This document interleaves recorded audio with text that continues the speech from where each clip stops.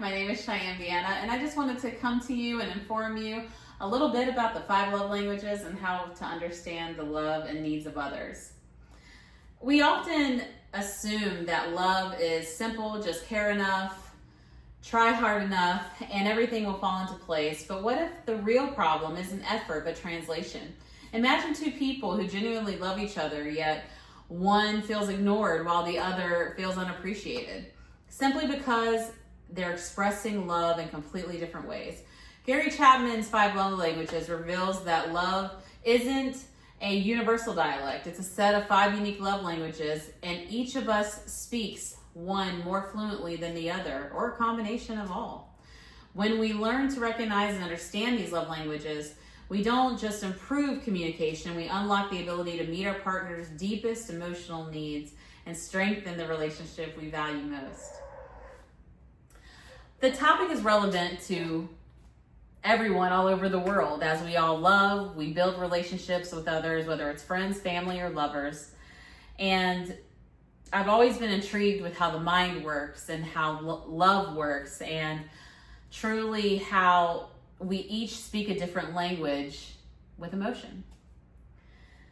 Today I'd like to discuss the 5 love languages that Gary Chapman wrote about in his book from 1992 that goes over what the 5 love languages are, how to improve those, and the combinations.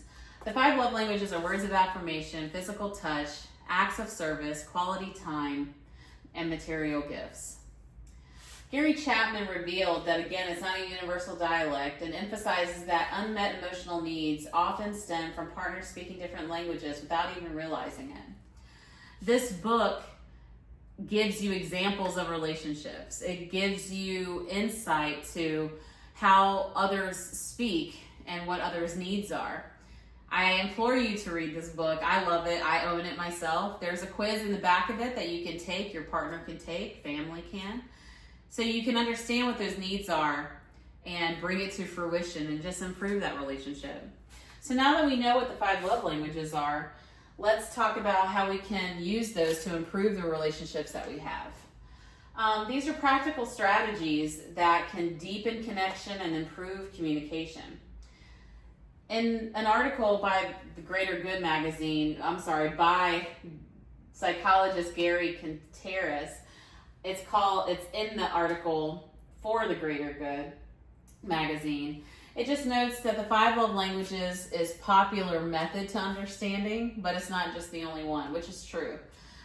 We come from different walks of life. We've been through different traumas, childhood trauma, relationship trauma. Some of us, unfortunately, have been through abuse, and our needs can change as time goes on. And so if we understand exactly what these love languages are, it allows us to communicate and care in ways that our partners need to thrive. So now that we understand how to improve those relationships, let's talk about how each of us can be combinations of those, right? We're not all uniquely one language speaker with our hearts. We can be a multiple love languages type of person. I personally am a words of affirmation person, physical touch, and acts of service. And so those kind of score equally when I do my quiz. And reflecting on past experiences and patterns allows you to interpret those emotions more freely and accurately so that we can respond more intentionally.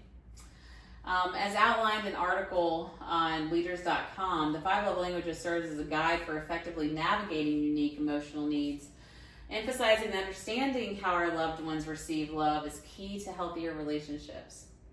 So by understanding that these are different combinations and that our partners and loved ones may need, help unloading the dishwasher one day, and then when they come home, you need to be like, wow, you look really pretty today. We can be a multiple,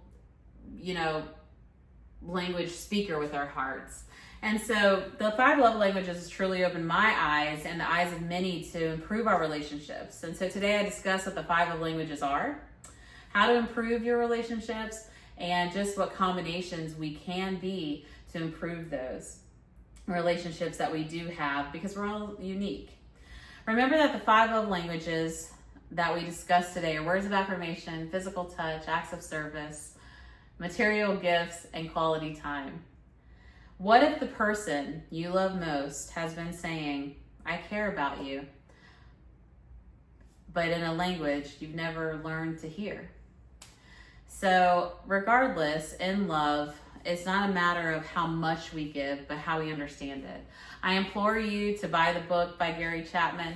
Here are some of the resources that I use to get my information. There is plenty of more knowledge out there regarding these things, and I implore you to learn them and improve those relationships, because that is the key to living a happier life.